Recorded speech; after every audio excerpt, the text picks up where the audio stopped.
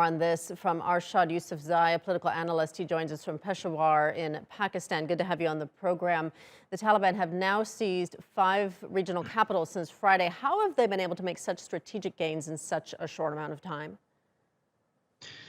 Well, the Taliban obviously had planned it well because they were waiting for the U.S. to leave out Afghanistan. And as soon as the U.S. withdrawal completed, in the middle of the night, I would say, they started to attack major cities. Initially, they took border areas with a proper plan that they wanted to cut off the government from access to their neighbors.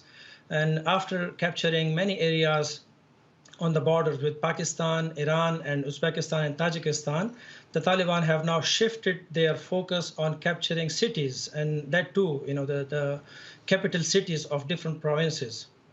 Are efforts to fight back by the Afghan government, even with the help of U.S. airstrikes, unsuccessful?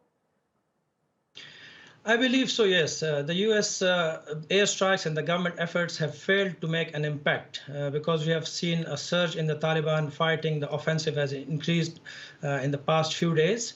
In fact, the airstrikes have benefited the Taliban's propaganda against the government, as mostly civilians are killed in these airstrikes, and the Taliban are effectively using videos and this information of the civilian deaths against the Afghan government and the U.S.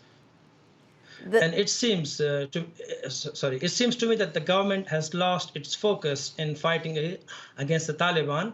The biggest prize would be Kabul, and the government would do anything to defend it. Apart from Kabul, we have 4 major cities: Mazar-e-Sharif, Kunduz, Herat, and Kandahar. So Kunduz has already fallen, and the rest are already under pressure. The Biden administration is making a last-ditch effort to secure a negotiated political settlement to give the Taliban a role in government rather than continuing its pursuit on the battlefield. But is it clear at this point that the Taliban isn't interested in negotiating peace? No, it's not. The Taliban have never refused to talk. They have always said that they want to negotiate and they want to proceed with the peace talks. But due to their military gains, their demands will definitely increase now, as they are in a better bargaining position than they were before. And although the Taliban have publicly said that they don't want any ministries or governorships or any share in the government, I believe they are now certainly increasing their stakes. You said the Afghan government would do whatever it can to protect Kabul, but how much danger is Kabul in right now of being overrun? Well, it is not yet in danger, I believe, because Kabul is the heart of the country, and it seems that the government is focused only on defending it. Similarly, the Taliban are not prepared. They are not in a position to launch a major offensive against Kabul, although they have reached very close to at certain points. The Taliban will wait out. They will try to capture as many cities and provinces as possible before regrouping, regathering, and attacking Kabul.